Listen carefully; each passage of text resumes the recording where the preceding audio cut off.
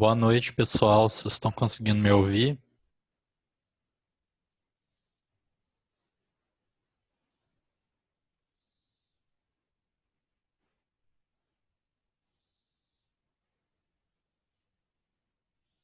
Boa noite, pessoal. Vocês conseguem me ouvir?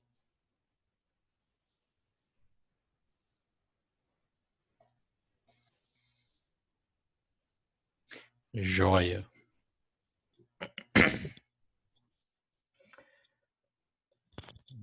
Vou dar uns minutinhos para o pessoal entrar.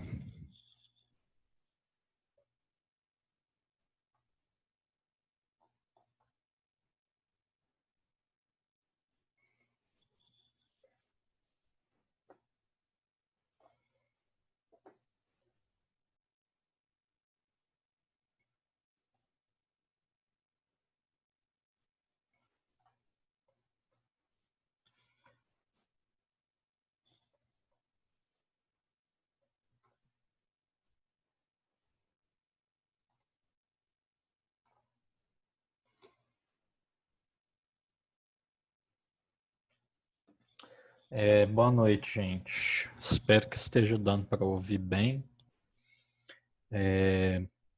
Na aula passada, acabou que eu fui cortado, né, no finalzinho.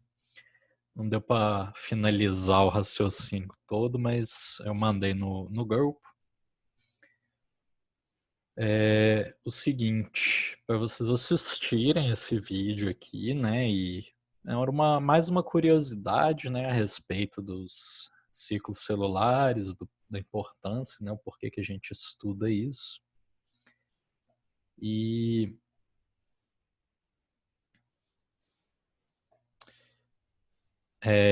bom, tô admitindo aqui o pessoal, e aí eu enviei esse vídeo também lá no sala de aula, eu queria saber se vocês conseguiram assistir, o que que vocês acharam, vocês gostaram? Não gostaram? Acharam chato? O que que vocês pensaram a respeito do vídeo? Quem assistiu?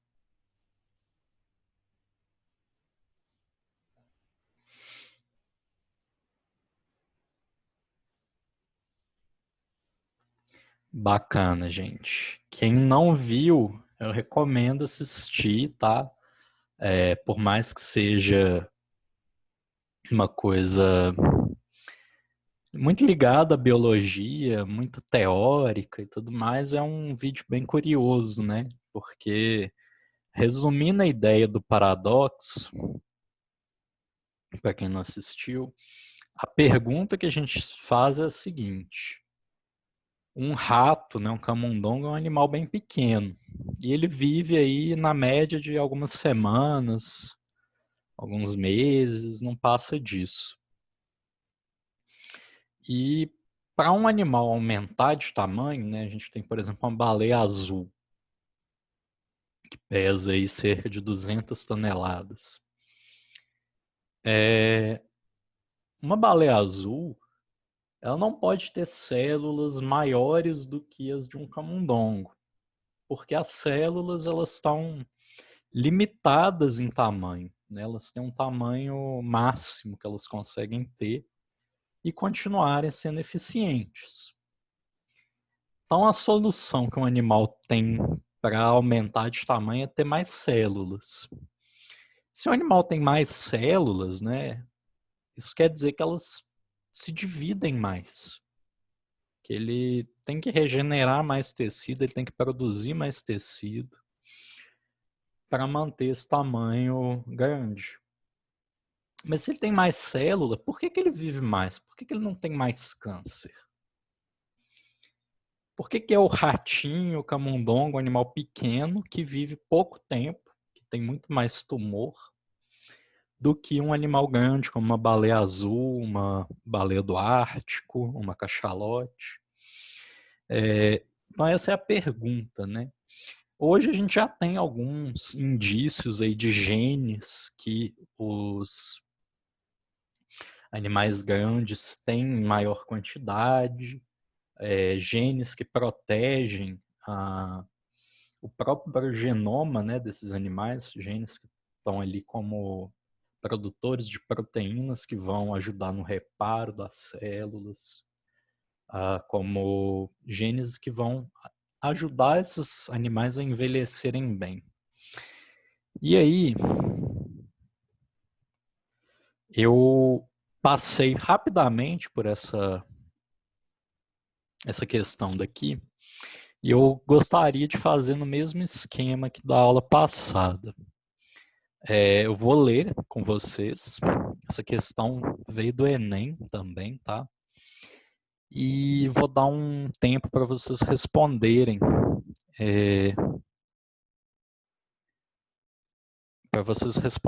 no privado, por favor, só para eu coletar as respostas de vocês, ok? Beleza, gente, pode mandar o presente aí. No ciclo celular, atuam moléculas reguladoras.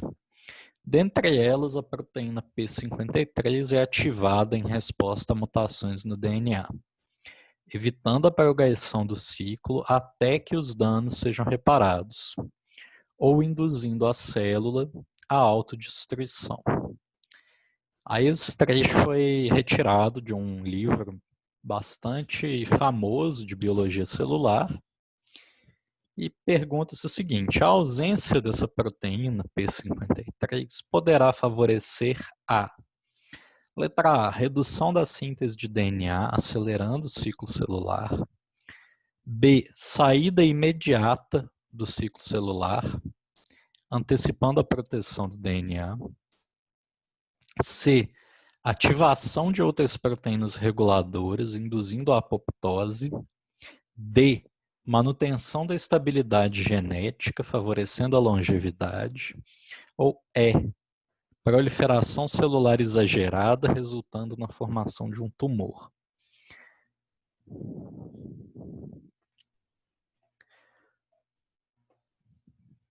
Vou dar aí uns 2 minutos para vocês fazerem e vou aguardar então. 7h59 a gente retoma.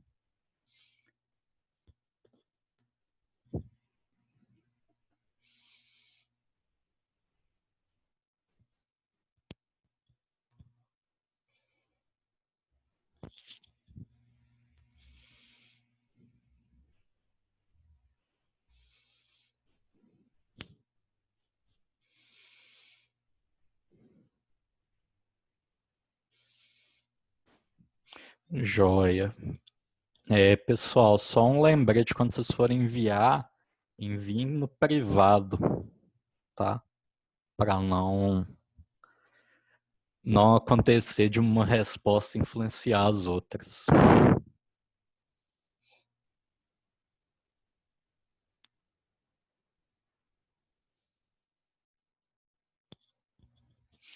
Um minuto a gente continua.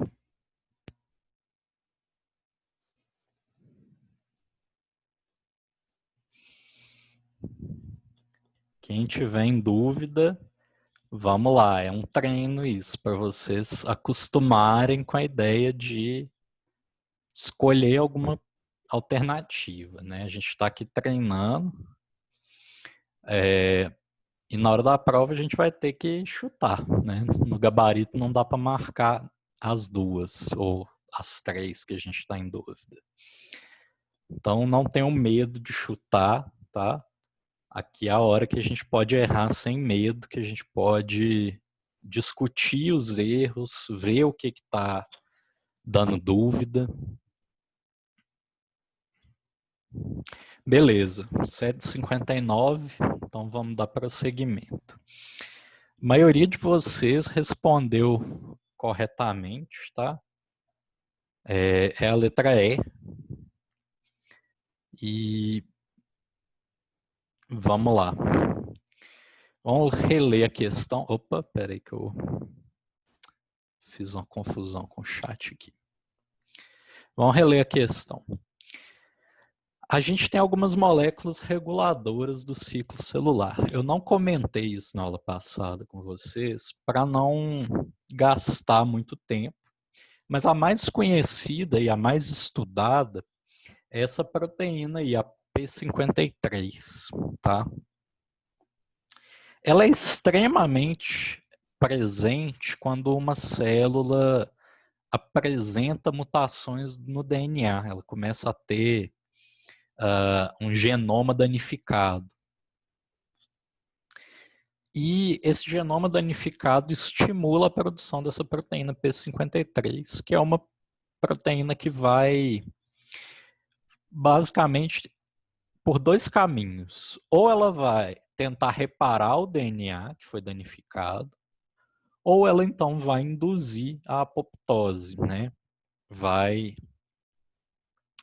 ativar essa via de autodestruição celular.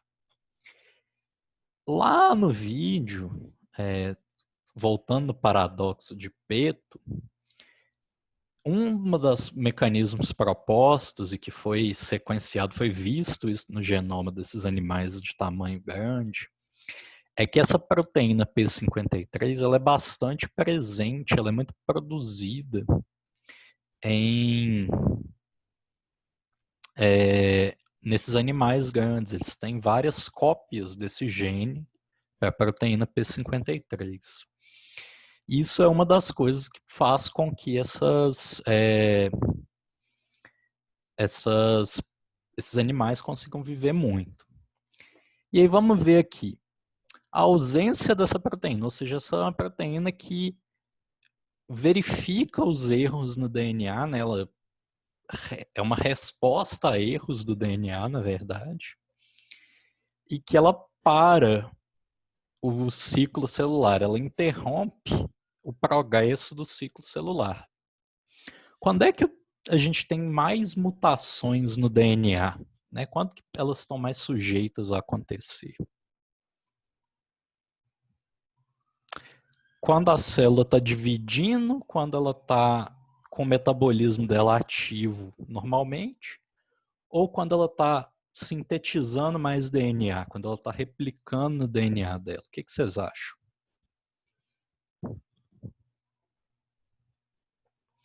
Tudo bem, replicando o DNA. Então ela vai parar o ciclo nessa etapa de replicação até resolver os danos. Se ela não conseguir resolver isso, aí ela induz a apoptose. Então faz sentido ela acelerar o ciclo celular, até faria sentido dizer que ela reduziria a síntese, né? Que ela frearia essa síntese. Só que a célula precisa de se dividir.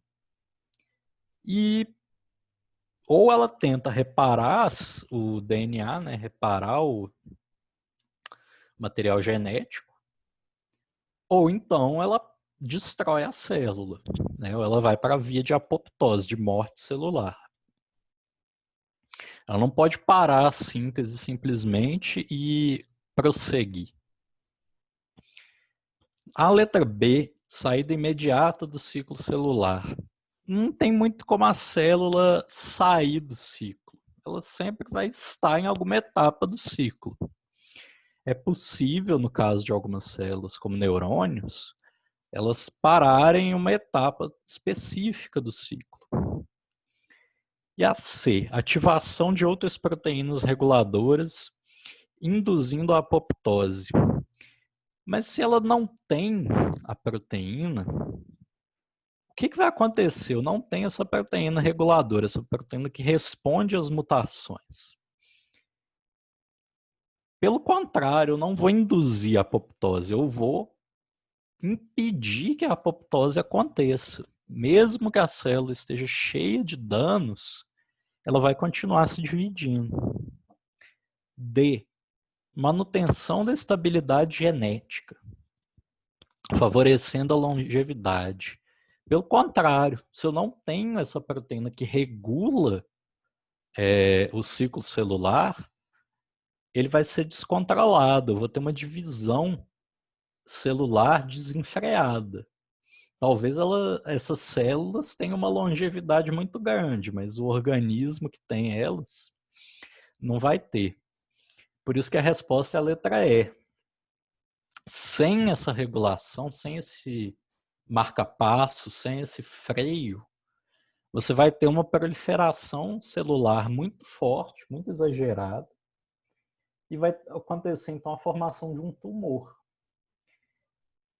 Lá na aula passada, quando eu falei com vocês sobre a formação desse ciclo celular, né, como que as células se dividem, se elas morrem, as culturas celulares que a gente tem hoje, que são utilizadas para, por exemplo, cultivar vírus, né? Quando você precisa produzir um vírus em laboratório para estudar, para fazer uma vacina, muitas vezes você tem que usar a cultura de células. Se a gente pega uma célula do nosso corpo normal, até dá para fazer uma cultura com elas.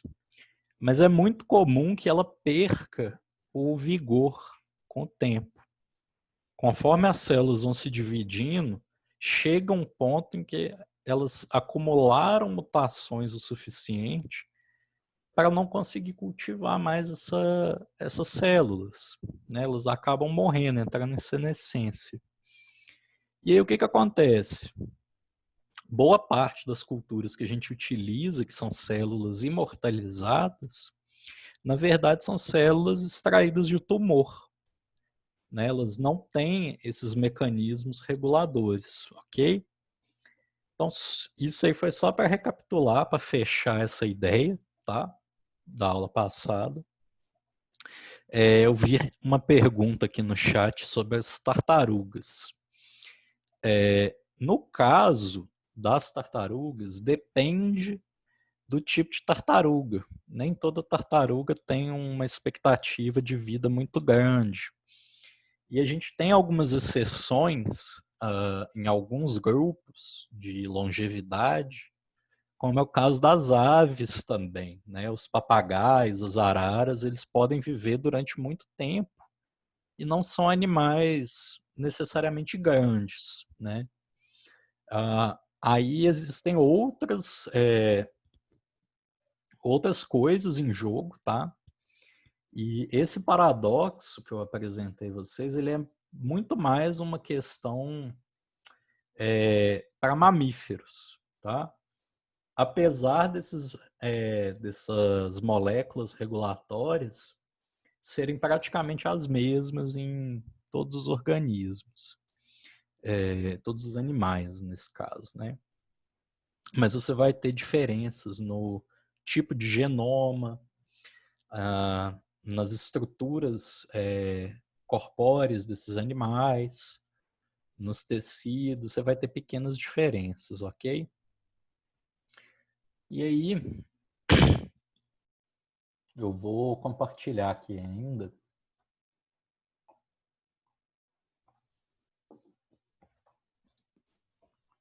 Só um momento, gente.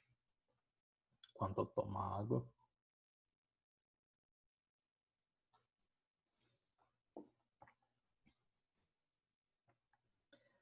Perfeito.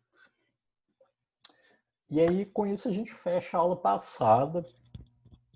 E aí, agora eu vou falar, então, um pouquinho para vocês da replicação do DNA e o processo de divisão celular, que é a mitose propriamente dita. Tem algumas questões aqui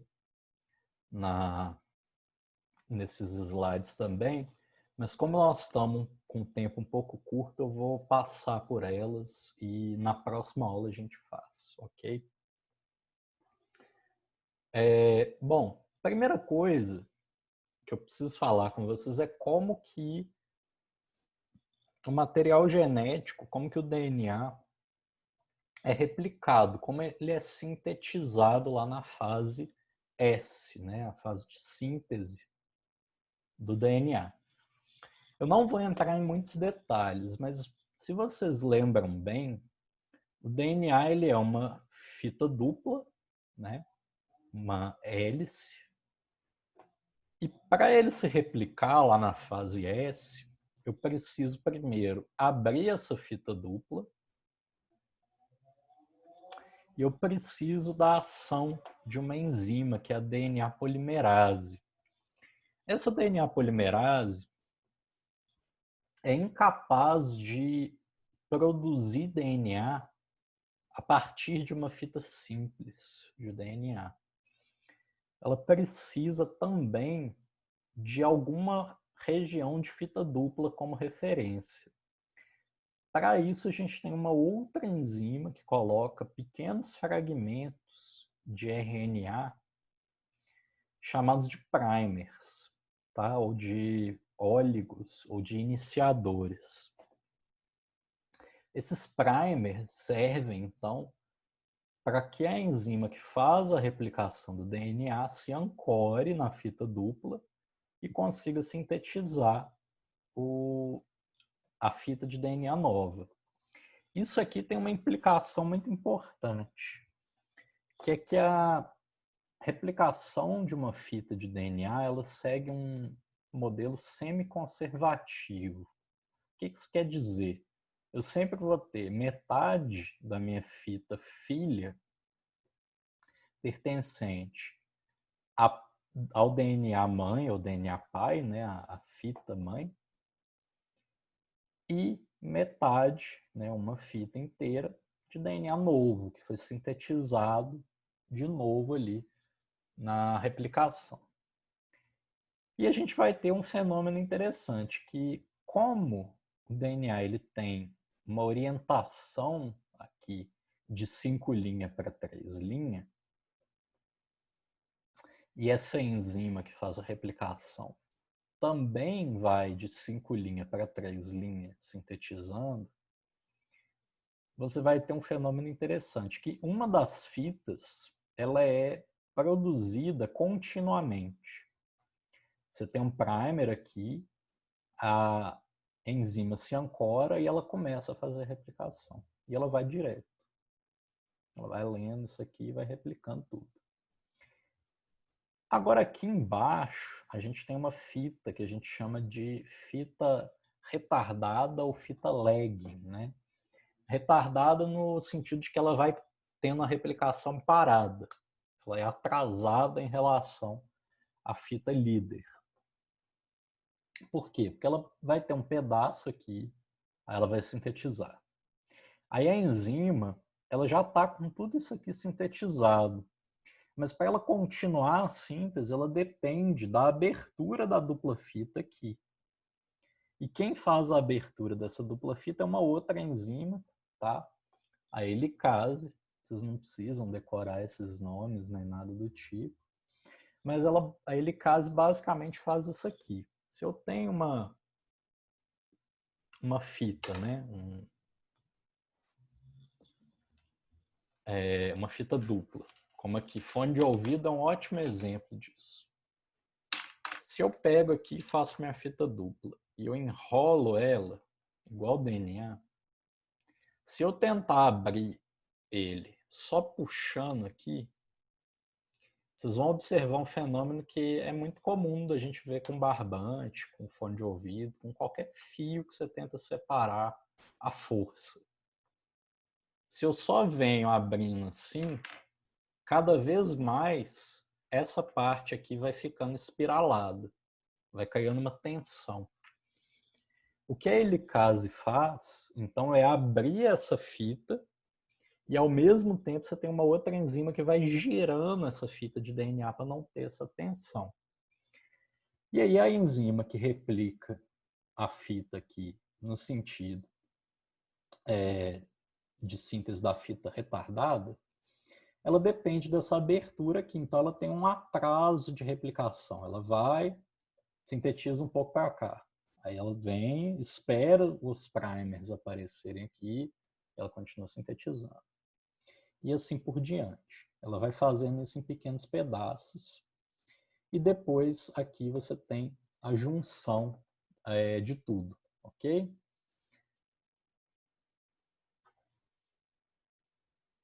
Valkyria. A replicação, esse modelo ele é só para DNA, tá? O RNA vai ser utilizado pelos organismos eucariontes, né, por nós, pelas plantas, pelas bactérias não, pelos fungos, vai ser utilizado e pelas bactérias também, pelos procariontes também, né? Ele vai ser utilizado como um intermediário para a produção de proteínas, tá? Nesse sentido, ele não é replicado. Ele é produzido a partir do DNA e ele é destruído depois. Agora a gente tem um grupo de organismos que vai precisar dessa replicação do RNA, que são os vírus, né? O próprio coronavírus, ele é um vírus de RNA. E aí ele vai se utilizar da maquinaria das células, em muitos casos, para que essa síntese de RNA aconteça de uma maneira a formar novos vírus. O problema é que as nossas células, elas não têm uma enzima que faz isso daqui que a DNA polimerase faz. A gente não tem uma enzima que reconhece uma fita de RNA e produz uma fita dupla ou produz mais RNA a partir de RNA. A gente não tem isso.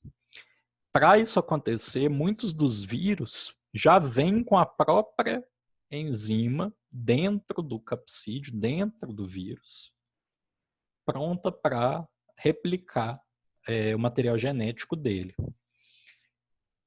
Esse é um dos motivos pelos quais os vírus de RNA eles têm um sucesso muito grande, né? Eles já trazem a enzima que eles precisam e as nossas células elas são treinadas para reconhecer que alguns tipos de RNA são hostis, né? São vírus. A gente reconhece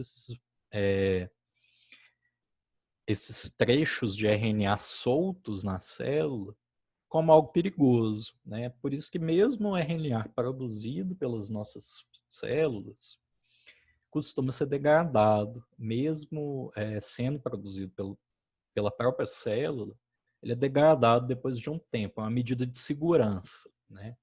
Quase como se fosse um daqueles códigos de ativação que a gente recebe em celular, você tem que usar em banco e tal, que tem um tempo para você utilizar aquilo. Aí aqui a gente tem uma questão, eu vou passar por ela, e eu quero então falar um pouquinho aqui da mitose. Terminando essa parte de replicação do DNA, vou falar de mitose. Essa parte de replicação, gente, vocês não precisam detalhar tudo isso, estudar com muito aprofundamento, não.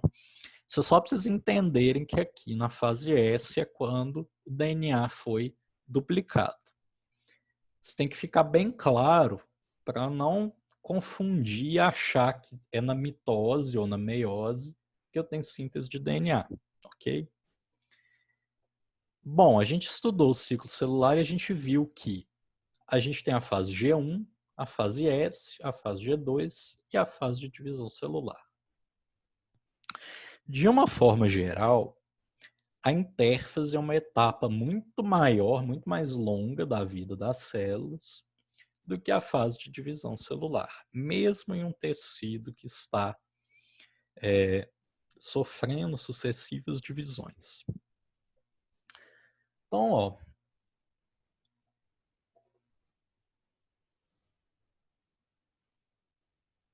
sim, Vera, houve não é exatamente uma combinação. O que a gente tem no caso dos vírus é o seguinte, normalmente você tem um salto genético, que é provavelmente o que aconteceu com o coronavírus que a gente vê hoje. Ele possivelmente ainda não tem como fechar essa ideia, né? O que aconteceu foi que ele era um vírus que infectava pangolins, né, aquele animal que parece um tamanduá com escamas. E como ele infectava esse pangolim, ele ainda não tinha saltado, ele não era capaz de infectar o ser humano. Só que o que acontece? É um fenômeno muito comum na natureza esses vírus adquirirem algum tipo de mutação, algum tipo de alteração no DNA deles e, consequentemente, nas proteínas, e conseguirem infectar outros animais próximos. Né? E nesse caso, ele conseguiu infectar morcego. E aí, esse vírus que saltou do pangolim para o morcego, chegando ao morcego, ele também sofreu uma seguinte mutação, né, subsequente, e se tornou capaz de infectar seres humanos. Isso é, por exemplo, o que acontece direto com o vírus da gripe. Não sei se vocês sabem, mas vírus da gripe é um dos vírus que a gente conhece que mais infecta praticamente todo tipo de animal, né, vertebrado. Tem vírus da gripe para jacaré, tem vírus da gripe para pato, para galinha, para porco, para cavalo, para vaca, para ser humano. E vários deles infectam mais de um animal. Infecta o ser humano, porco, galinha, pato, vaca, vários animais. E isso é um fenômeno muito comum de acontecer, tá? Nesse caso, a proximidade de animais silvestres que já tem algum tipo de vírus que circula neles e que eles estão adaptados. Com os seres humanos, devido à urbanização, ao desmatamento, à produção agrícola intensa e à diminuição dos hábitats desses animais, são fatores de risco para o surgimento de doenças novas. E mais uma pergunta aí no chat. A gente tem que tomar a vacina da gripe todo ano? Quer dizer, não é todo mundo que tem, né? Apesar de que, dadas as circunstâncias que a gente está hoje, o recomendável é que todo mundo tomasse. Mas a gente toma todo ano pelo seguinte: esses vírus de RNA, eles têm uma taxa de mutação mais acelerada do que alguns vírus de DNA. O coronavírus, ele tem uma taxa de mutação mais acelerada do que vírus de DNA, de uma forma geral, principalmente porque a enzima que faz a replicação não tem um mecanismo de reparo, ela não consegue fazer um reparo desse RNA de uma forma muito eficiente. Com isso, eles acumulam várias e várias mutações. O vírus da gripe, ele se altera o tempo inteiro porque ele circula em vários hospedeiros diferentes. É uma doença muito prevalente. Aí o que acontece? Como eles têm uma taxa de mutação elevada, todo ano tem um vírus diferente circulando. Não é só por isso, tá? O caso do vírus da gripe, ele tem variantes, né? Não sei se vocês já viram lá. Teve a gripe H1N1. Esse nome H1N1, H2N1, ele está relacionado ao tipo de vírus. Né? Todos os vírus da gripe são H alguma coisa, N outra coisa. Isso quer dizer o quê? É o tipo de proteína que o vírus produz. Até o momento a gente tem descrito para o vírus da gripe 20 proteínas de cada tipo, mais ou menos. Ou seja, tem 20 tipos de H, que é a hemaglutinina, e 20 tipos de N, que é a neuroaminidase. São as duas proteínas que o vírus da gripe usa para entrar e para sair das células. 20 tipos de cada um. 20 vezes 20 dá 400 tipos. Então, a gente não tem como saber qual tipo de vírus circula a cada ano. A princípio, não tem como se imunizar contra todos. O que a gente tem como saber, com base em estudos epidemiológicos, é qual tipo de vírus está circulando agora no hemisfério sul. Ah, é esse. Beleza. Sabendo disso, eles preparam a vacina para o hemisfério norte. E aí vai fazendo isso por estação. Eles vão analisando os vírus, vão analisando os locais onde eles estão circulando também. E com base nisso, eles preparam para a estação que tem mais circulação, mais casos de gripe, que é normalmente no inverno. Basicamente é isso que eles fazem, tá? A gente não consegue também uma imunidade para a gripe de longa duração, né? A gente não forma uma memória para se imunizar contra a gripe por muito tempo. Então, gente, nós temos 3 minutos e 30. Eu vou tentar ser bem sucinto aqui para a gente só ver um delineamento geral da mitose, ok? Peguei uma célula que acabou de ser produzida por mitose, por divisão celular. Eu tenho aqui uma célula 2N igual a 1. 2N igual a 1 pelo seguinte, ela tem um par de cromossomos apenas, tá? O vermelho e o azul formam um par. E aí ela vai duplicar os cromossomos homólogos. Ela duplica os cromossomos homólogos, o vermelho agora é um cromossomo duplicado, e aqui o azul é um cromossomo duplicado. Não confundam par, isso aqui é um par de cromossomos, com cromossomo duplicado. Aqui eu tenho um par de cromossomos duplicados. Aqui eu tenho um par de cromossomos simples. Ok? Isso aqui duplicado, ele parece um X, e ele, parecendo uma linhazinha, é um cromossomo simples. Deu tudo certo em S? Tá tudo perfeito? Beleza, ela entra em G2, os centríolos começam a se separar, e aí ela vai entrar em mitose. A mitose ela é dividida tradicionalmente em 4 etapas: prófase, metáfase, anáfase e telófase.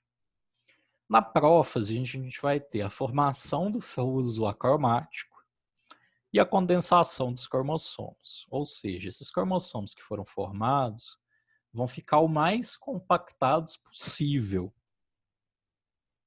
E aí o núcleo vai começar a desfazer a carioteca, né, a membrana nuclear, e o fuso vai começar a se formar. O fuso são os cabos dentro da célula que vão puxar os cromossomos de um lado para o outro. Na metáfase, os cromossomos vão estar todos alinhados no centro da célula, numa região que a gente chama de equador da célula, né? E vão se ligar ao fuso mitótico, né? Esse fuso que vai puxar os cromossomos do meio da célula para as extremidades. Em seguida, na anáfase, aí eu vou ter a real separação dos cromossomos. Eu separei as cromátides irmãs, né? Cada bracinho aqui são as cromátides. Veio uma para cá, outra para cá. Uma para cá, outra para cá. E aí a telófase, que é a última etapa, é quando eu vou ter a divisão celular, propriamente dita, né? Vou formar 2 células separadas, 2 núcleos separados. E aqui eu vou ter, então, um par de cromossomos homólogos simples. Isso aqui é uma divisão equacional. Eu formei 2 células idênticas à célula-mãe, ok? Eu quero que vocês guardem isso bem para a próxima aula, tá? fechando por hoje. E aí na aula que vem, na sexta que vem,